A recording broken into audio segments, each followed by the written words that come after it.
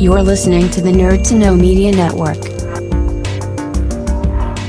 Join us at nerdtoknowmedia.com.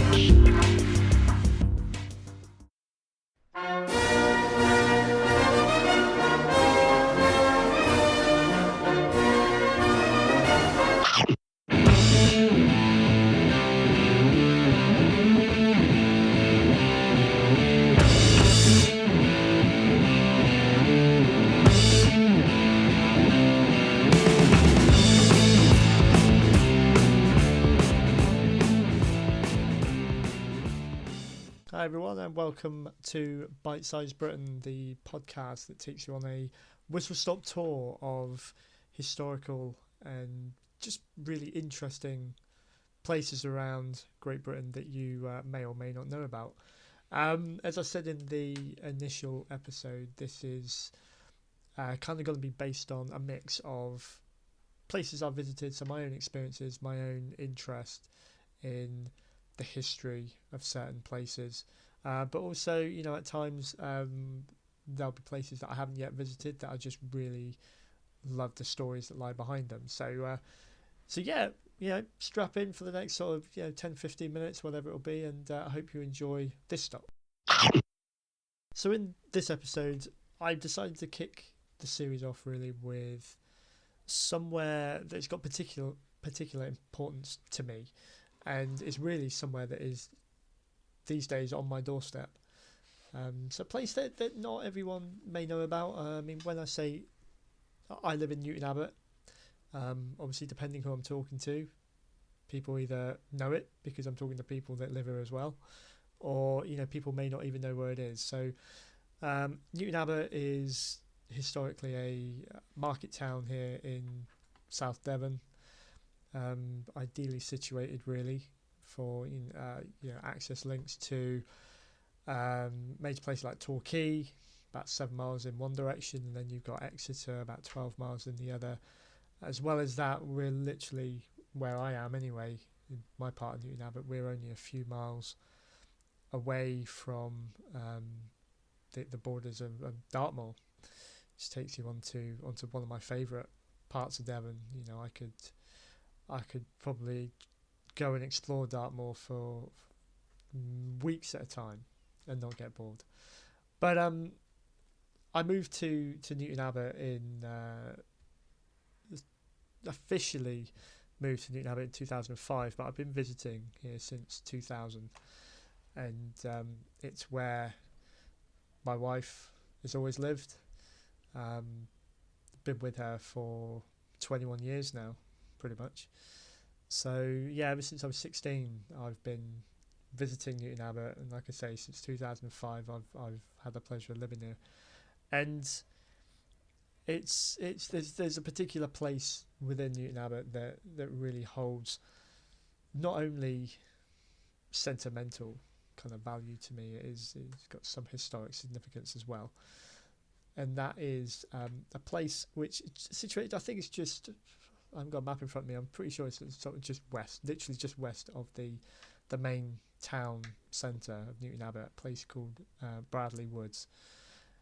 And sort of just off what's be considered the main road from, say, the centre of Newton Abbot that takes you towards Totnes. So just not far down that road, you have got Baker's Park, which is a great expanse of playing fields and tennis courts and play parks. But through there, it gives way to the Bradley Woods, which I don't know how much space they cover, but it's plenty, for taking the kids or the dogs, whatever, for walks and whatnot. But within Bradley Woods, there's also Bradley Manor, which is one of the National Trust's properties that you can visit. So we'll touch on that a bit more because I'm going to talk about both sort of Bradley Woods and Bradley Manor. For myself personally, Bradley Woods is the place that I always link to my my first memories of Newton Abbot and meeting my wife, because the first time we met was in Bradley Woods when we met online, We were talking online for a few months before we decided to meet, and then we went for a walk through Bradley Woods then. So we're going back to October 8th, year 2000. So it will always hold that, those memories there for me as well. It was also 5 years later. It was the place where I actually proposed to her as well. So yeah, still that's always going to be a special place for those reasons. We also love taking our kids there. Before they came along, we'd go on family walks with my wife's parents and that through there as well. And it's one of those places that you can be surrounded like we are now with normal sort of suburban life. You got housing estates and industrial units around you, but then you take a couple of minutes walk in one direction and all of that disappears, and you find yourself what feels like it should be in the middle of nowhere, but then in one direction, 10 or 15 minute walk, you'll be back on the edge of town again. It's somewhere that, for me anyways, helps take me away from reality, I suppose, and it's very accessible.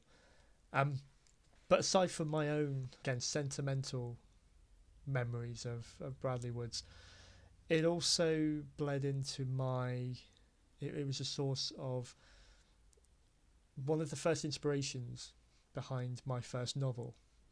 So going way back to when I decided I was going to write a story, I didn't even know at that point it was going to be a novel. There is one place within Bradley Woods, one attraction, I suppose, although it's not anything official, is something that is quite significant. But I remember it when my wife first showed it to me when we were walking through the woods in the early days. It's a massive pit. It's called, depending, it's got two names to it. It's you either refer to it as Puritan's Pit or Devil's Pit. And basically within Bradley Woods, just on, again, I'm not even going to try to, I think it's on like south side of the river. There's a river that runs through Bradley Woods called the River Lemon, and it's on one side of that. You disappear into the woods and there is this huge pit in there up in one of the hills, and it's 12 meters deep, 50 meters wide, so it's not one that you would ever miss, and it's got a really, really interesting story behind it. 'Cause back in, I think, the late 1600s, there was the Reformist Act, where the Parliament at the time had brought the ruling in that there would be a new form of worship, and they were almost like expelling the old beliefs, and they were enforcing that priests at the time would have to acknowledge this if they wanted to carry on preaching. Essentially, they would have to acknowledge these changes, and they would have to conduct worship in the new way.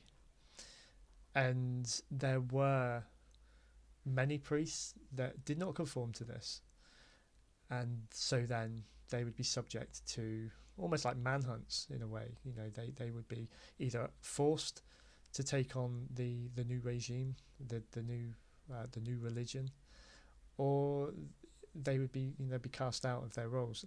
And there was one man in particular called Samuel Yeo, who was he was actually installed as a rector of Walborough, so one part of Newton Abbot, by Oliver Cromwell in 1648. Now he was one that did not conform to this, and he led a band of non-conformists down to Devil's Pit, where they would conduct their worship, their meetings in private. So, knowing that this place, it still exists, and it has that element of, it's almost like anarchy, isn't it? Where this guy was rebelling, and he was carrying out what he felt, were his beliefs, and he had a following, and they would go under the blanket of night a lot of the time down into the pit, and they would conduct their meetings there. And I was just fascinated by that. I thought it was great, and this really imposing place, which at the time I don't think it was even signed. I'm not sure for definite. It wasn't even marked. Nowadays, because of one thing or another, I suppose health and safety as well, it is now roped off, fenced off. There is a sign that tells you it is Puritan's Pit, so that you can find it. It is sort of marked, but it's now very overgrown, and I think it's filled with, sort of great rocks, limestone rocks, and trees that have fallen in there. It is sort of mainly filled in, but you can still go and see it. And I use that as the main basis for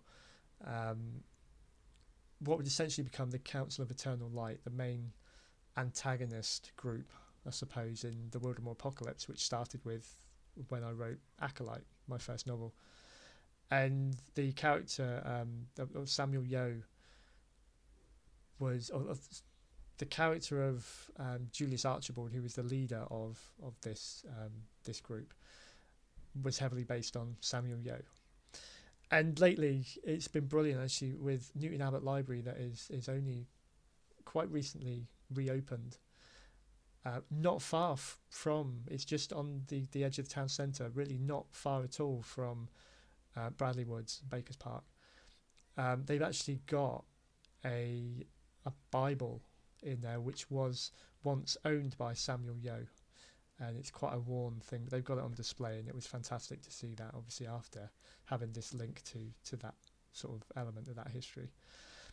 So yeah, that's one place in Bradley Woods that I'd say if you're ever down this way, try and find it out. You can Google it, you can find out where it is, but obviously, if you're listening to this, you find me on Facebook, Instagram, whatever, you want pointers on where to find it, let me know, because I can always try and describe it. But it is there. I had a particular time last year where I made a very big decision in my life, and although I felt very justified in it, I still felt very uncertain. And that day I needed to take myself off for a walk to kind of obviously clear my head, and that's where I went. I went and I wanted to find it. I hadn't been there for a number of years, couldn't remember exactly where it was, but I found it, so it is easy enough to locate.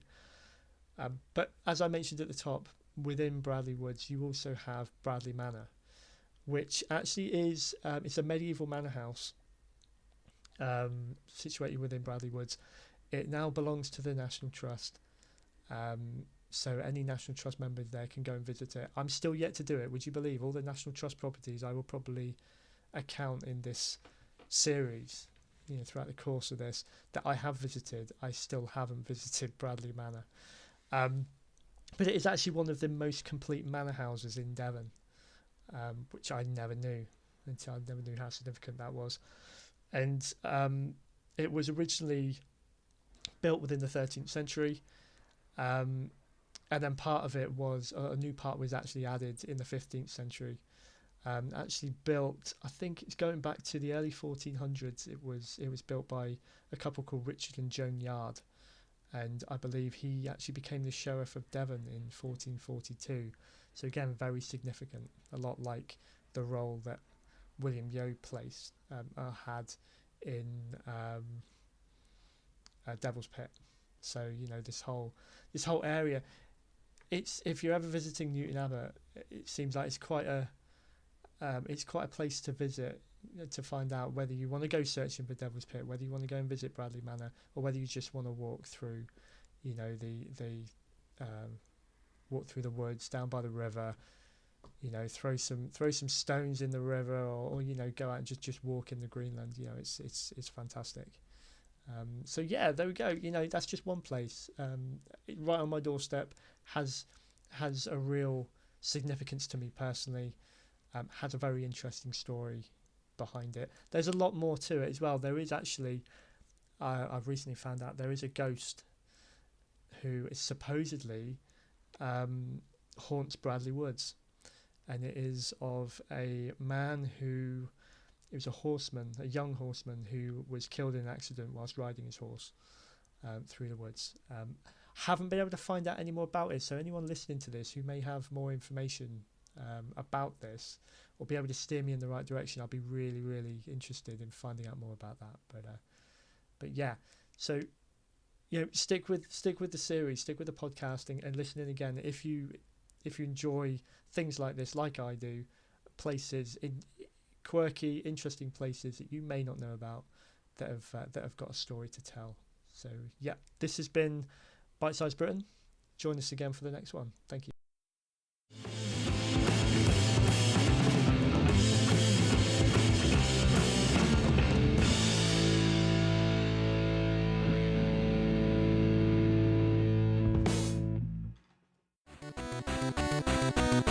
Thank you for listening to a Nerd to Know Media production.